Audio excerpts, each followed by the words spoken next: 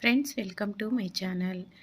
ఏమైనా పాతకాలం పద్ధతుల్లో వంటలే వేరండి. ఎండాకాలం వచ్చిందంటే చాలు మనకు ఎక్కువగా ఎండు చేపలు, ఎండు రొయ్యలు, ఇంకా ఒరుగులు లాంటివి ఉపయోగిస్తూ ఉంటాము. ఈరోజు నేను ప్రిపేర్ చేసేటువంటి ఎండు రొయ్యల కర్రీ ఎలా టేస్టీగా, ఈజీగా పాతకాల పద్ధతిలో ప్రిపేర్ చేసుకోవాలని ఈ వీడియోలో చూపించాను. సో ఫ్రెండ్స్, వీడియో ఎండింగ్ వరకు స్కిప్ చేయకుండా చూసి వీడియో నచ్చితే దయచేసి లైక్ చేసి సబ్స్క్రైబ్ చేసుకోగలరు. ముందుగా మనము ఎండు రొయ్యలను మార్కెట్ నుండి తెచ్చిన తర్వాత వాటిని మనము పొలుసులు తీయడానికి ట్రై చేస్తే గుచ్చుకుంటూ ఉంటాయి. మనము వాటి వింగ్స్ని తీయలేము, అంటే ముళ్ళులాగా ఉంటాయి కాబట్టి. సో ఇలా మనం ముందుగా వేయించుకోవాలి. వేయించడం వల్ల వాటి యొక్క స్మెల్ అనేది పూర్తిగా పోతుంది. ఇంకా ఆ పులుసులన్నీ కూడా ఈజీగా విరిగిపోతాయి అన్నమాట. ఇలా దాదాపుగా ఒక 4-5 నిమిషాలైనా మనము వేయించుకోవాలి. అప్పుడు పూర్తిగా కలర్ మారిపోయి స్మెల్ అనేవి వచ్చేస్తూ ఉంటుంది. సో ఈ స్మెల్ రాకుండా ఈజీ పద్ధతిలో చాలా టేస్టీగా మనము ఈ రొయ్యల కర్రీని ప్రిపేర్ చేసుకోవచ్చు, ఎండు రొయ్యల కూరని.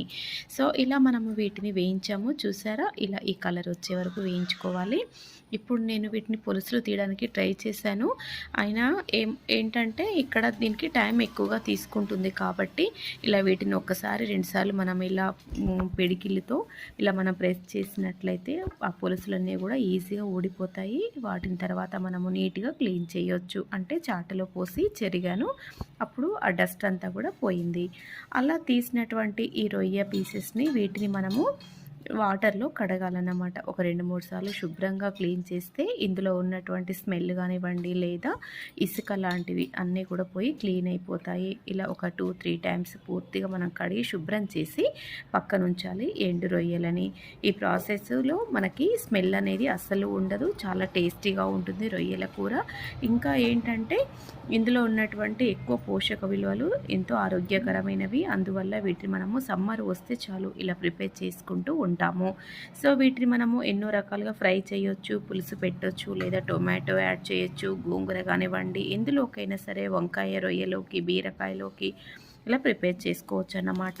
ఇప్పుడు దానికి సరిపడా ఆయిల్ తీసుకొని నూనె వేడిన తర్వాత 1/2 టేబుల్ స్పూన్ మెంతులు, జీలకర్ర, ఆవాలు ఇవన్నీ చిట్టపట అన్న తర్వాత ఒక పెద్ద సైజు 2 ఉల్లిగడ్డలను కట్ చేసి ముక్కలను ఇందులో యాడ్ చేసుకోవాలి.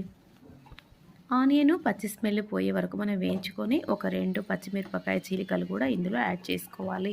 పూర్తిగా పచ్చి స్మెల్ పోయే వరకు మనం మీడియం ఫ్లేమ్లో వీటిని ఫ్రై చేస్తూ ఉండాలి. ఇక్కడ నేను యాక్చువల్లీ టొమాటో కాకుండా నేను ముందుగా రొయ్య పులుసు పెట్టాలనుకున్నాను ఎండు రొయ్యలతో. కానీ అప్పటికప్పుడు మా ఇంట్లో వాళ్ళు, మా పాప టొమాటో చేసి యాడ్ చేసి చేయమ్మా అనడం వల్ల ప్రిపేర్ చేయవలసి వచ్చింది.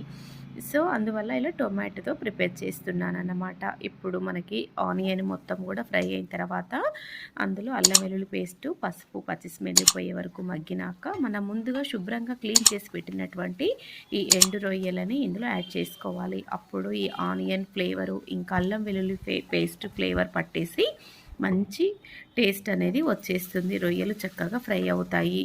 పులుసు పెట్టుకున్న ఇదే స్టైల్లో నేను ఆ వీడియో కూడా మరొకసారి మీకు వీడియో చేసి అప్లోడ్ చేస్తాను. చాలా టేస్టీగా ఇలా ఫ్రైతో టొమాటోస్ యాడ్ చేసి ఇలా రొయ్యల ఫ్రై చాలా బాగుంటుంది. ఇలా మనకు కావాల్సినటువంటి కాయగూరలు, అంటే వంకాయలు కానివ్వండి, గోంగూరలోకి, ఇంకా బీరకాయ, ఎందులోకైనా సరే మనకు నచ్చినటువంటి కాయగూరలోకి ఎండు రొయ్యలను ఇదే స్టైల్లో ప్రిపేర్ చేసుకొని వండుకుంటే చాలా టేస్టీగా ఉంటుంది. రొయ్య ఇగురు, ఎండు రొయ్య ఇగురు అంటాము. ఇంకా ఈ సీజన్లో చింత చిగురు వస్తుంది కాబట్టి చాలా టేస్టీగా ప్రిపేర్ చేసుకోవచ్చు. నేను వాటికి సపరేట్గా ఒక్కొక్క దానికి ఒక వీడియో అప్లోడ్ చేస్తాను. సో ఇలా టొమాటోతో ఈరోజు ప్రిపేర్ చేయవలసి వచ్చింది. సో ఎంతో టేస్టీగా ఈ టొమాటోస్ మగ్గిపోతాయి, అవి రొయ్యలు కూడా చక్కగా ఫ్రై అయిపోతాయి. చాలా టేస్టీగా ఉంటుంది. ఈ స్టైల్లో ప్రిపేర్ చేసుకోండి. పాతకాల పద్ధతిలోనే నేను ప్రిపేర్ చేశాను, ఎంతో టేస్టీగా. సో ఇప్పుడు దీనిలో టేస్ట్ని బట్టి కారము, సాల్ట్ యాడ్ చేసుకోండి. నేను మాత్రము ఎక్కువగా మసాలాలు ఏమీ యాడ్ చేయలేదు. కావాలి అంటే మసాలా తినేవారు యాడ్ చేసుకోవచ్చు. ఇది సమ్మర్ సీజన్ కదా, మసాలాల వల్ల ప్రాబ్లం ఉంటుందనేసి నేను యాడ్ చేయలేదు. అయినా చాలా టేస్టీగా ఉంటుంది.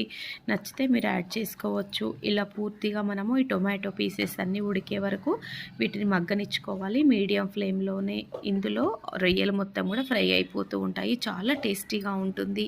ఇష్టం లేని వారు ఈ రొయ్యలు, ఎండు రొయ్యలు ఇలా తినలేని వారు ఇలా ట్రై చేసి చూడండి. ఎంతో టేస్టీగా, రుచికరంగా ఉండేటువంటి ఈ రొయ్యలు టొమాటో ఫ్రైతో చాలా టేస్టీగా ఉంటుంది. ఇప్పుడు దీనిపైన నాకు కొత్తిమీర అందుబాటులో లేదు కాబట్టి కొద్దిగా పచ్చి ధనియా పౌడరు, ఇంకా పుదీనా యాడ్ చేశాను. సో, ఎంతో టేస్టీగా ఉండేటువంటి ఈ ఎండు రొయ్యల కూరని టొమాటోతో మీరు ప్రిపేర్ చేసుకోండి. ఇది మనము సమ్మర్‌లోనే ఎక్కువగా ప్రిపేర్ చేస్తూ ఉంటాము. ఒరుగులతో పాటు ఇంకా ఎండు చేపలు మనము ఎండబెట్టినవి లేదా ఇలా దోసకాయ ఒరుగులని, ఉసిరికాయ ఒరుగులని, మామిడికాయ ఒరుగులని ఇలా మనం సమ్మర్‌లో ప్రిపేర్ చేస్తూ ఉంటాం గదా! సో, ఈ సమ్మర్‌లో ఇలాంటివి ఖచ్చితంగా నాన్ వెజిటేరియన్స్ కంపల్సరీ వీటికి ప్రిఫర్ చేస్తూ ఉంటారు. ఇలా ట్రై చేయండి. ఎంతో రుచికరమైనటువంటి ఎండు రొయ్యలు టొమాటోతో మీకు ఈ వీడియో కంపల్సరీగా నచ్చుతుందని అనుకుంటున్నాను. ఇలా ఈజియెస్ట్‌గా సింపుల్ మెథడ్‌లో ప్రిపేర్ చేసుకునేటువంటి టొమాటో ఎండు రొయ్యల కర్రీ మీకు నచ్చితే friends please do like, share, subscribe. Thank you friends for watching.